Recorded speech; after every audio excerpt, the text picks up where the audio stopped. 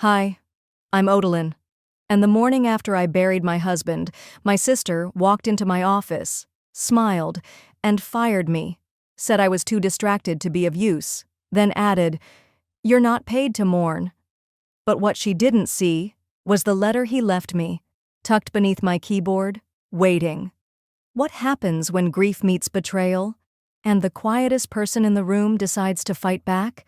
Before we dive in, tell me, have you ever been punished for grieving? Drop a comment, because some silences aren't empty, they're loaded. The morning felt like every other Monday, gray, quiet, heavy. I parked in the back lot of the office in Portland and sat in the car for a full minute, the engine ticking under the drizzle. My fingers fumbled with the keys, not from the cold, but from something else. A quiet emptiness that had followed me since Mom's funeral 3 weeks ago. I still wore black, a soft turtleneck and slacks, not for mourning anymore, I told myself, but because I couldn't think about color, not when everything inside still felt dark. The office smelled the same: burnt coffee, recycled air, that faint citrus cleaner they used every Friday. I nodded at Hannah from reception. She looked down, pretending to shuffle papers. By the time I reached my desk, I already knew something was off. No good mornings, no passing jokes, just the sound of keyboards clicking and eyes deliberately not meeting mine. Even Vera hadn't looked at me, and that was rare. She usually had something to say, even if it stung. I poured myself a mug of coffee, too bitter, too thin, and stared at the steam rising like ghosts. That's when I heard the footsteps. They weren't rushed. They were purposeful, and they stopped at my office door. When I looked up, Vera was there. Hair perfectly curled, blouse pressed without a wrinkle, lips painted with that same unforgiving red she wore the day Mom died. Beside her stood Melissa from HR, clipboard in hand, expression unreadable. "Odalyn," Vera began, voice smooth like someone pitching a brand deal. "Can we have a word?" My throat tightened. "Sure." They stepped inside, and Melissa quietly shut the door. I didn't stand. Something told me I'd need to be grounded for this. Vera didn't sit either. She stood, arms crossed. Her tone was clipped, clinical. "Let's be honest, you've been distracted for weeks. Late responses, missed edits, low morale." She paused, looked at me like I was a cracked phone screen she didn't want to touch. "You're not paid to mourn." The words didn't register at first. I stared at her, blinking slowly, as if I'd misheard. "What?" She gestured toward Melissa, who stepped forward and placed a white envelope on my desk. "This is your severance package," she said softly. "It's standard. We ask that you clear out your things by 2. I looked down at the envelope but didn't reach for it. The world felt suddenly muffled, like I was underwater. "You're firing me." Vera's voice was devoid of anything human. "It's not personal, Odalyn. This is business." Business. That word again. The same word she'd used when she declined to visit Mom at the hospital. The same word she threw around when she skipped hospice meetings because a brand was flying her out to LA. My lips parted, but no sound came.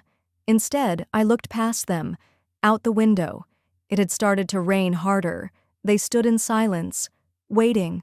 So I nodded, once, slowly. "Fine," I said, and stood. Melissa offered something like sympathy. Vera didn't flinch. They left, just like that. I sat back down. The office was quiet again, but the silence felt different, thicker. My chest ached, but not in the way I expected. It wasn't sadness, not really. It was something sharper. I began to pack, methodically. First, the pens, the paperweights, the framed picture of Mom and me from the fall festival 2 years ago. She was laughing, scarf flying in the wind, eyes crinkled at the corners. I set it gently in the box. Then came the little things: a packet of throat lozenges, a notepad with scribbled half poems, a dried sprig of lavender Mom had tucked into my lunch once. "For calm," she'd said. I slid my keyboard forward to wipe beneath it, and that's when I felt it. Something folded, tucked just beneath. I paused. It was a small piece of cream-colored paper, weathered at the edges, my name written in familiar handwriting. My hand trembled as I pulled it free. And Vera? She was still standing in the hall, watching. I didn't open it right away. Not with Vera still standing in the hallway, arms folded, eyes tracking my every move like she owned the very air between us. I slipped the letter into the inside pocket of my coat, gently, like it might bruise. Then I grabbed the half-packed box of my things and headed out. No one said goodbye, not even a glance. By the time I reached the parking lot, the sky had turned a deeper gray, low and heavy, the kind of overcast that made everything look like it was holding its breath. I slid into the driver's seat, closed the door, and just sat there. The letter rested on my lap, quiet and unassuming, like it hadn't just come from the grave. It was sealed with a strip of floral tape, the kind Mom used to close cookie tins and birthday cards. I ran my thumb across it once, then again. Finally, I peeled it back and unfolded the paper inside. Her handwriting hadn't changed, even in the end. Loopy cursive, firm pressure, always in blue ink. My sweet girl, if you're reading this, then it means I didn't get to say everything I needed to in time. I'm sorry. I tried. But I think you already knew that. I swallowed hard. People show you who they are when you're at your weakest. Don't listen to their words, honey. Watch their actions. Especially Vera. I know she talks big, but she doesn't always tell the truth. Not about the business, and certainly not about you. I blinked fast, but the tears came anyway. She's going to try and erase you, not because you did anything wrong, but because you did everything right. She doesn't understand what you sacrificed, and she won't stop until your name is gone from what you helped build. That's why I left a folder in the bottom drawer of my dresser, the one under the quilt squares. I labeled it, "For O." It has what you'll need. I exhaled, slow, controlled, like I was trying to keep from shattering. Don't let her bury your voice. You were always my heart, always the strong one, the one who stayed. Love, Mom. I folded the letter back slowly, held it against my chest. That was the first time I let myself cry since the funeral. Not because she was gone, but because even in dying, she was still protecting me. And suddenly, a memory slid in like a cold wind under a door. 4 days before Mom passed. The hospital room smelled like those lemony disinfectant wipes, and the monitor kept letting out that soft beep every 4 seconds. I was sitting beside her bed, spooning soup slowly between her cracked lips. Vera had stopped by that day, late, as usual. She never stepped fully into the room. She was in the hallway, texting someone, laughing softly like it was a casual brunch, not a deathbed vigil. Mom had reached for my hand with more strength than I thought she had left. "Oh," she whispered. "Bottom drawer. Under the quilt things." I remember nodding, brushing a bit of soup from her chin. I thought she meant something sentimental. An old scarf or photo. I didn't ask. There never seemed to be enough time. Now I knew better. She was trying to warn me, trying to give me a head start before Vera's claws sank in. I sat in the car for a long moment, gripping the steering wheel. This wasn't just a firing, it was erasure. Vera hadn't simply removed me from the company. She was rewriting our entire story, starting with who was allowed to grieve, who was considered worthy, who got to walk away clean. And for the first time since I left that office, I felt something stir beneath the numbness. Resolve. You're not burying me with her. Not like this. I took a steady breath and reached for my phone, scrolled to my saved drafts. There it was.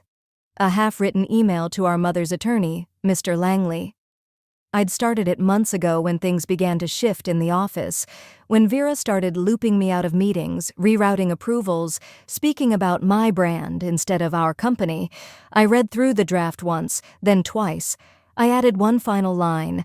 Please confirm if my name was removed from the ownership documents prior to my mother's passing.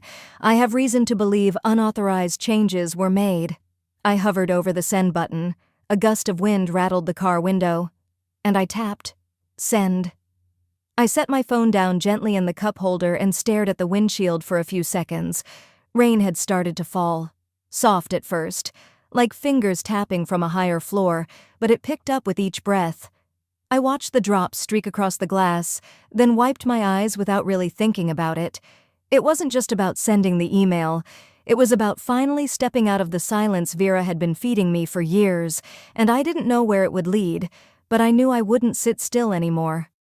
That night, I barely slept. I ironed my blouse twice, laid out my slacks like it was my first day on the job. I even polished my shoes. There was something almost ceremonial about it, as if I was getting dressed not just for work, but for war. By the time I pulled into the lot the next morning, the sky hadn't cleared. Just more of that Oregon gray, steady, weighty. It matched the mood. I walked in, heels clicking against the polished tile, and noticed it immediately. People looked busy, but not in the real way. The kind of busy where they avoid eye contact, shuffle papers that don't need shuffling, and pretend they didn't just whisper your name a few seconds earlier. I passed Jared at the front desk. He usually smiled. Today, he adjusted his glasses and kept typing. The elevator doors opened. I stepped in alone. By the time I reached my floor, it was clear someone had been through my desk. A few of my picture frames were gone. My notepad had been replaced with a blank company-branded one. My inbox, normally stacked, was empty. Not sorted, just cleared out. That's when I saw her. Vera. She stood at the end of the hallway like she'd been waiting for this moment. Her arms were crossed, posture perfect, like she'd been rehearsing. She took one step forward and, without even saying good morning, said flatly, "You're not paid to mourn, Audlin. You're paid to deliver." I didn't respond. She walked closer, then held out a folded document. I took it. "Effective immediately," she said, loud enough for everyone within 20 feet to hear. "You've been reassigned. No client-facing work, no review responsibilities, internal duties only." The hallway was dead silent. I could feel the eyes. A few doors cracked open. Then she smiled, that fake smile she wore like perfume, and said, "Let's give her time to figure out if she's still capable of contributing."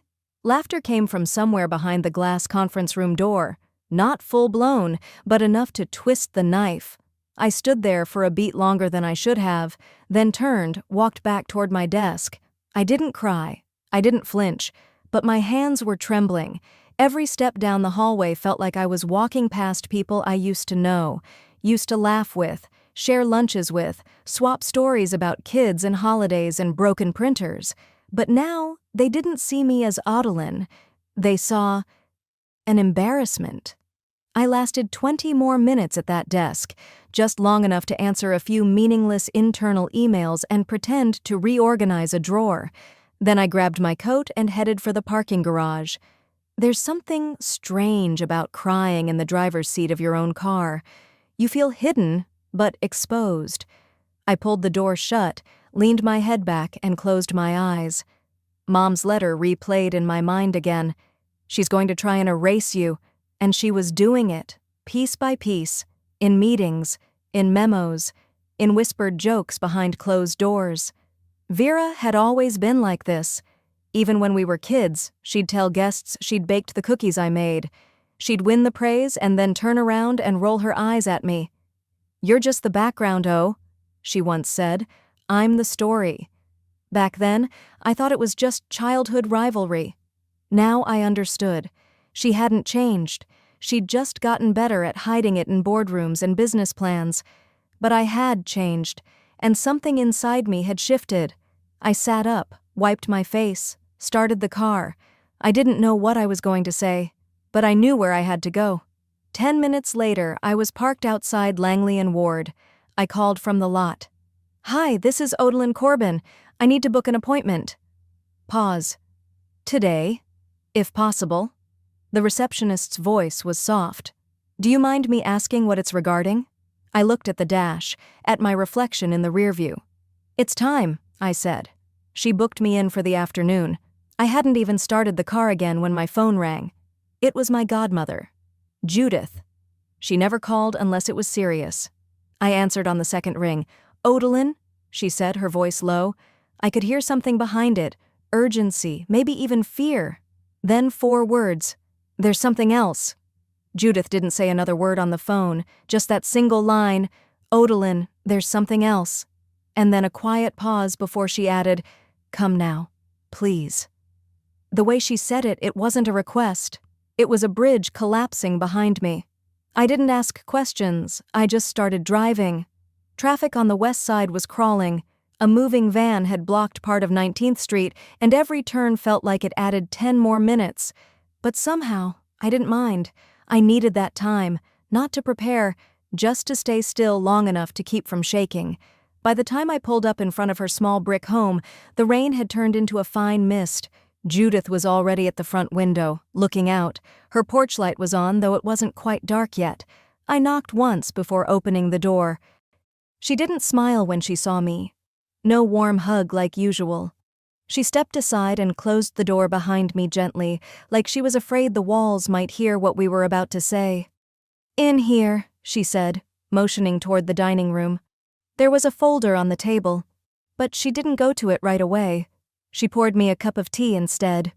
Earl Grey, heavy on the sugar, just how Mom used to do when I had a cold as a kid. I noticed her hands weren't steady.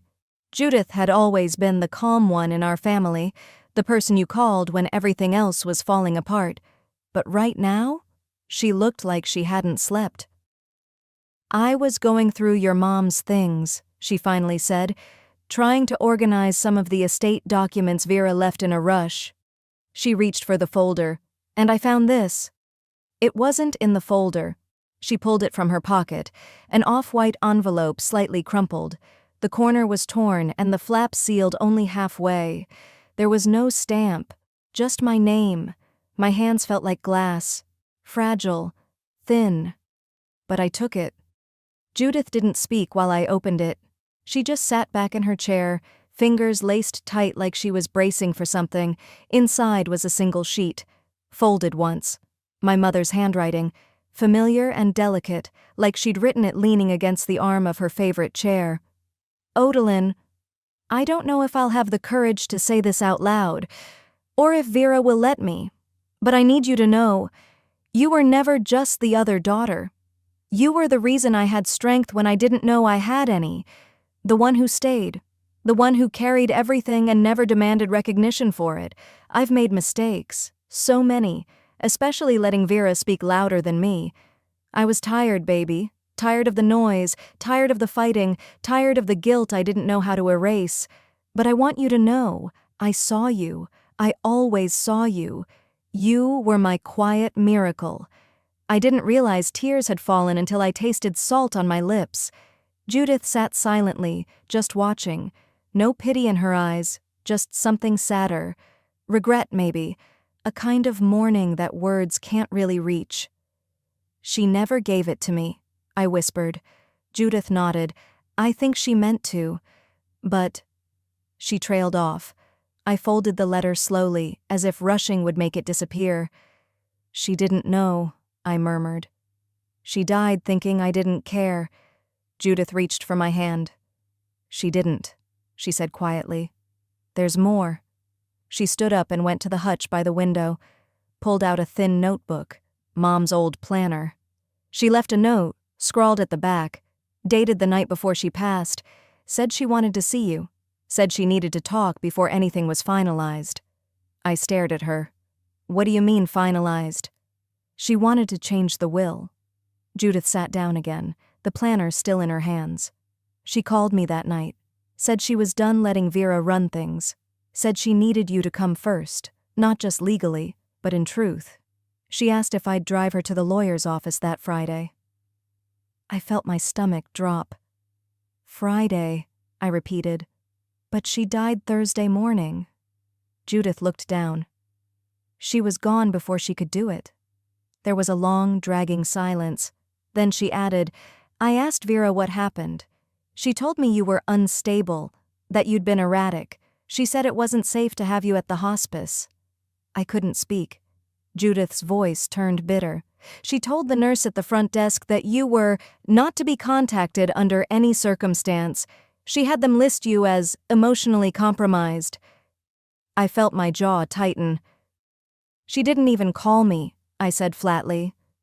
Judith nodded. "Because if she had, your mom might have still gotten to speak to you."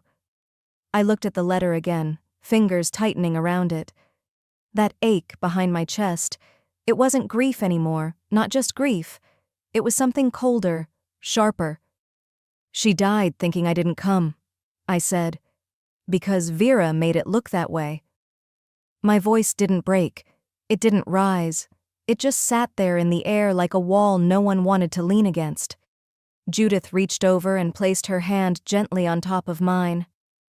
"You need to do something," she said. "I will." I folded the letter back into the envelope, slid it into my purse like a document I'd need in court. Then I stood up. Judith watched me carefully, but she didn't try to stop me. I looked at her and said, calm as ever, "I'm going to the office tomorrow, not to work, but to end this." By the time the sun came up, I was already dressed. Same black dress I wore to the funeral. Same heels that had sunk into the mud by my mother's grave. I didn't iron it. I didn't fix my hair. I didn't want to look composed. I wanted to look exactly how I felt, like someone who had walked through fire and decided she wasn't afraid of burns anymore. I pulled into the lot outside the office just after 8:30. The parking space I used to always take was already occupied, probably by one of Vera's little interns who used to run coffee and compliments in equal measure. I parked on the far side instead. The walk to the front doors felt longer than it used to, or maybe I just walked slower now, more deliberate. Inside, it was quiet. A few heads lifted as I passed reception. I caught a whisper, something like, "Is that her?" before it faded behind me. I didn't stop at my old desk, didn't nod at the junior staffer who looked up from her keyboard with wide, uneasy eyes. I walked straight past the bullpen and down the carpeted hall toward the double doors of the executive wing. Vera's office sat at the end like some throne room no one dared enter without permission. I didn't knock. She was on the phone. She looked up and froze. I stepped in, closed the door behind me, and turned the lock.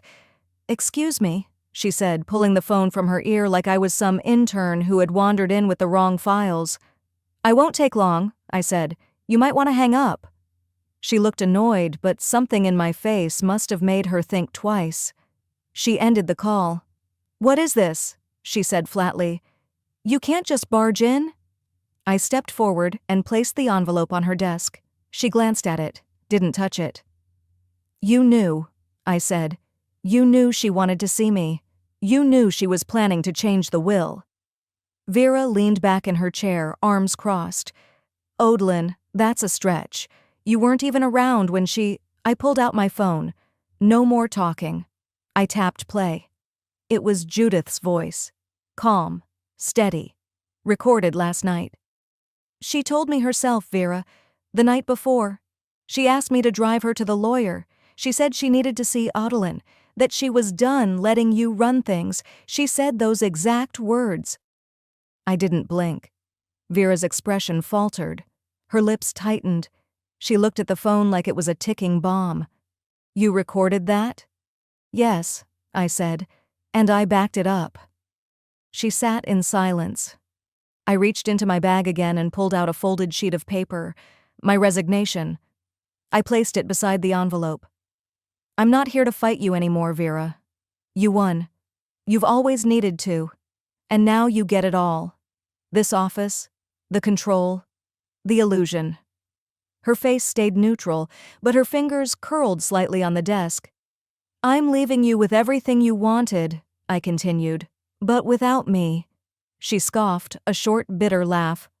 "Odalyn, you think walking out makes you a martyr? You were never cut out for leadership. You don't even know how to play the game." I smiled, for the first time in days. "That's the difference between us, Vera. I was never playing." She didn't say another word. I turned and unlocked the door. The hallway was quiet. For now. I didn't head for the exit. I made a sharp left into the break room. The room was packed, staff on their morning break, clustered around the coffee maker and breakfast bar. Some were laughing softly, others scrolling through their phones. Every head turned when I walked in. Some smiled awkwardly. A few tried not to look at all. I stepped to the center of the room. "For those who asked," I said, my voice clear, steady, Yes, I was let go while grieving. A pause. Someone gasped. I kept going. For those who didn't ask, don't worry. You won't have to look at me again. I won't be in your way. The room went still. You could have heard a spoon drop. I didn't wait for applause. I didn't expect any, but as I turned to leave, a quiet voice said, "We're sorry, Ottoline." I didn't look back. I couldn't. My eyes were starting to sting. I reached the lobby and pushed open the glass doors, but before I got more than a few steps onto the sidewalk, I heard footsteps behind me. Wait! I turned. It was Jordan, the junior accountant, barely 22, always quiet, always watching. He caught up to me, holding something in his hand, a folder. "There's something I think you should see," he said, breathless. "It's about the company finances." Jordan's voice was still catching its breath when he said it. "Wait, there's something I think you should see. It's about the company finances." I didn't say anything.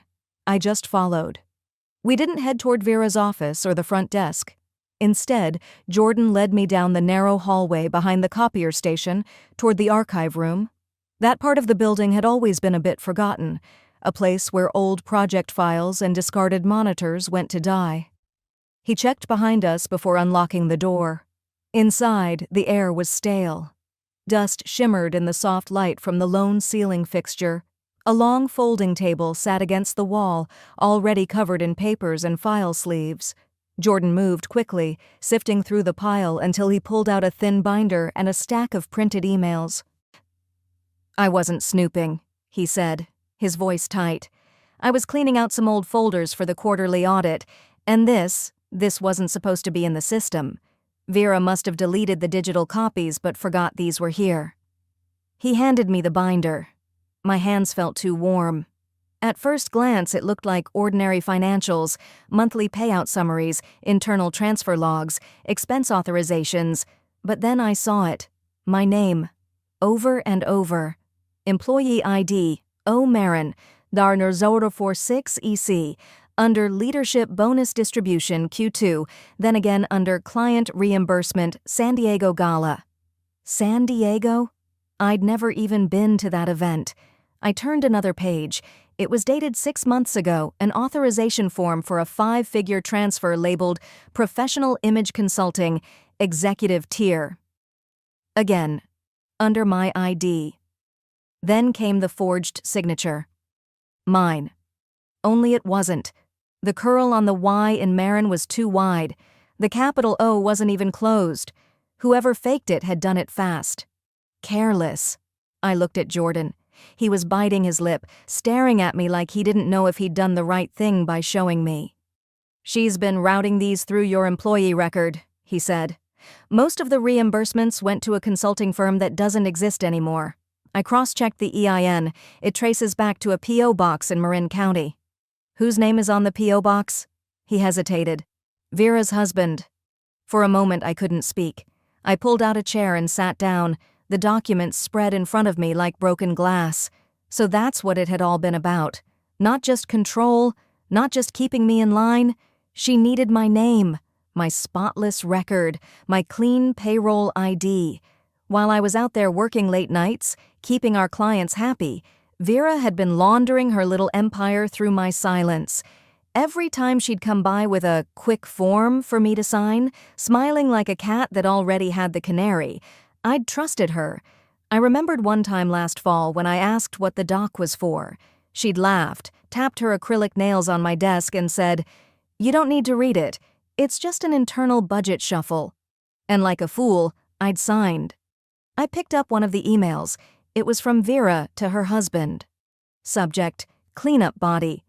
"Make sure Odeline's ID is still linked before you run the second transfer. Her name shields everything. No one questions her." My stomach twisted. "She didn't just fire me," I said quietly, the words tasting like metal in my mouth. "She used me." Jordan didn't speak. He didn't have to. I leaned back, trying to breathe, but everything inside me was knotted tight. I remembered Vera snapping at me 3 months ago for forgetting a login approval, even though she'd borrowed my credentials that week. I remembered the time she threw her arm around my shoulders at the holiday party and said, loud enough for everyone to hear, "Audlin here is the reason this company runs smoothly. She's my right hand." No one knew she meant that literally. I'd been her camouflage. I looked up at Jordan. "How long do you think this has been going on?" He rubbed the back of his neck. "At least a year. Probably more." I let out a breath I hadn't realized I'd been holding. There was a heaviness in my chest, but beneath it, something else was beginning to rise. Not grief, not fear, clarity. "It wasn't just about pushing me out," I said quietly. "She was erasing me, but she still needed my name. She didn't want me gone. She just wanted me silent." Jordan looked at me, then said something I won't forget. "You're not the first person she's done this to." I blinked. "What?" "There were others, not on your level, but people who quit because they felt something was off. But no one ever had proof. No one ever fought back." I stood slowly, my hands resting on the back of the chair. "Why are you showing me this?" "Because you did something none of us ever had the courage to do," he said. "You said it out loud. You looked her in the eye." I glanced down at the table again. Dozens of lines, numbers, transactions, all sitting there like threads waiting to be pulled. I looked at the office walls, cheap drywall, fluorescent light flickering slightly in the corner. The place hadn't changed in years, but I had.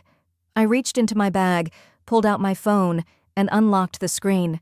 There were a dozen things I could have done in that moment. Call HR, call my lawyer, call the press. But instead, I just whispered, more to myself than to anyone else, "I'm not done here." 1 week later, I walked back through the front doors of that building, but this time not with a badge clipped to my blouse. No uniform, no morning greeting, no laptop bag. No, just me, holding a thin file folder, walking into a place that once called me family, only now I was the witness. And I wasn't here to make peace. The receptionist looked up, then quickly glanced down again like she'd seen a ghost. I didn't blame her. I wasn't exactly subtle last time I left. An assistant from legal came out a minute later and nodded toward the elevators. "Ms. Mourn, this way, please." We rode in silence. Up on the 4th floor, one of the conference rooms had been converted into a formal hearing space. HR sat on one end, legal on the other. Vera was already there, seated dead center, flanked by 2 execs who looked like they regretted ever tying their names to her. She saw me and narrowed her eyes. "What is she doing here?" Before anyone could answer, the HR director, Linda, who once brought me soup when I had the flu, stood up with her usual calm. "She's here because she's listed as a primary witness and concerned party in the financial review initiated by anonymous complaint last Thursday." I took the empty seat across from Vera. She was wearing a navy blazer sharp enough to cut through steel and makeup so heavy I could barely see the expression on her face. But her voice, tight, defensive, gave everything away. "I think we're all wasting time here," she said flatly. "This is obviously a misunderstanding. My team's working overtime to untangle the admin mix-ups. We had staffing shortages, clerical errors." Linda cut in softly. "Vera, no one's made an accusation. Not yet. We're simply reviewing evidence. Let's start with a few routine questions." The next 20 minutes were a slow grind. Linda asked about budget approvals, expense reports, and access logs. Vera answered like she was reading off a script, calm, practiced, blaming data entry interns and old software bugs. I didn't speak, not once. I just sat still, hands folded over my lap, until Linda looked at me and said, "Ms. Mourn, do you recognize these documents?" She gestured to the AV assistant in the corner, who tapped his laptop. A projector flickered to life. On the screen, a time-stamped approval request. My name, my ID, an electronic signature. Dated during the same week I was on bereavement leave, burying my uncle in Michigan. I stared at the screen for a second, then nodded. "That wasn't me," I said. "I wasn't even in the state." The screen changed. A second document. An email with Vera's address at the top. Use Odelin's account. It's already cleared for executive expenses. Less red tape. And then a third. A company memo, unsigned but linked to her IP login, detailing a bonus structure routed through my ID and rerouted to an outside consultant. One listed under a Shell LLC, now traced back to Vera's brother-in-law. Someone coughed in the room. Another exec shifted in their chair. Vera's face turned pale. "None of this is conclusive," she snapped. "Anyone could have used her credentials. She was careless with her logins. We've had that conversation before." Linda didn't blink. "Our IT records show the login occurred from your office computer at 8:41 a.m. while Ms. Marin's badge hadn't been scanned in and she was listed as on approved leave. We verified the travel timestamp on her flight." Vera opened her mouth but no sound came out. Then she laughed. It was short, bitter. "This is a hit job," she said. "She's mad because she got let go. This is her little revenge tour." I finally leaned forward, my voice steady. "She said I wasn't paid to mourn," I told the room, "that I was just a shadow in the system." Those were her words. People looked at each other. I continued. "But while I was away saying goodbye to family, she used my name, my clean record, my silence. She didn't want me gone. She just didn't want me seen." A long pause filled the room. The weight of truth had its own gravity. One of the execs at the end of the table whispered something to legal. The company lawyer leaned forward, adjusting his glasses. "We'll be in touch regarding next steps, Ms. Marin. You may want to retain formal counsel." Vera laughed again, this time almost trembling. "You don't know what you've started," she hissed. I stood slowly, picked up my folder, and met her eyes. Calm, cold, final. "You have no idea what I've finished." Vera's words were still ringing in my ears, sharp, hollow threats that meant nothing to me anymore. I stepped outside the building, buttoned my coat, and let the cold air cut through the noise in my head. As the glass doors closed behind me, I realized something had shifted, not just in the room, in me. By the time I got home, it was already dark. I kicked off my shoes, unzipped my coat, and set my bag down on the side table. The apartment felt unusually still, not silent, just still, like it had been holding its breath, waiting for me to stop running. I walked to the bookshelf and pulled down the box I hadn't touched since the week I left the firm, the one marked simply, "Desk, Office." Inside, a coffee-stained mug I never got around to washing, 2 packs of pens I never opened, and a pile of documents I hadn't looked at twice. I moved some papers aside, and that's when I saw it. Tucked just behind the old wireless keyboard I'd nearly thrown out the day I packed was a folded envelope. My fingers froze mid-reach. I recognized the handwriting instantly. It was his. I carried the envelope to the couch, sat down slowly, and stared at it. The seal was already broken. I must have opened it before, back when everything was a blur, when food had no taste and sleep never came, but I couldn't remember reading it. So I did now. "Oh, if you're reading this, it means the surgery's over, or I didn't make it. Either way, there's something I needed to say before I went under. I've watched you walk into that office day after day, swallowing your pride to keep things moving. You've worked through pain, loss, injustice, and always with grace. But please, promise me something. If I don't come back, don't let them turn your kindness into chains. Don't let them bury your name beneath theirs.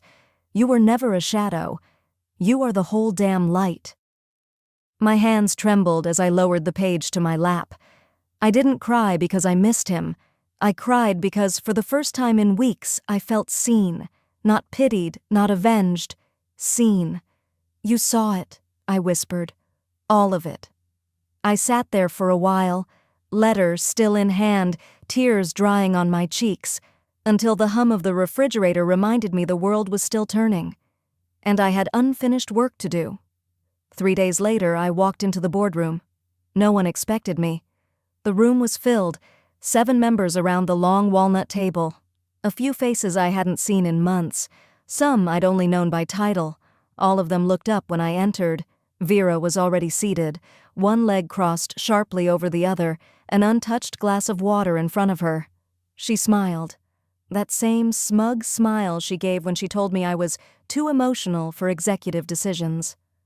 "I wasn't told we had a guest," she said. I walked to the head of the table and placed a thin folder down. "I'm not here to negotiate," I said, meeting every eye one by one. "I'm here to make something plain." I pulled out the envelope and set it in front of the chairman. "This was beneath my keyboard," I said, "just like everything else you buried." The room quieted. Vera tilted her head. "What's that supposed to mean?" I didn't answer. Instead, I slid the folder open and took out a second binder, this one heavier.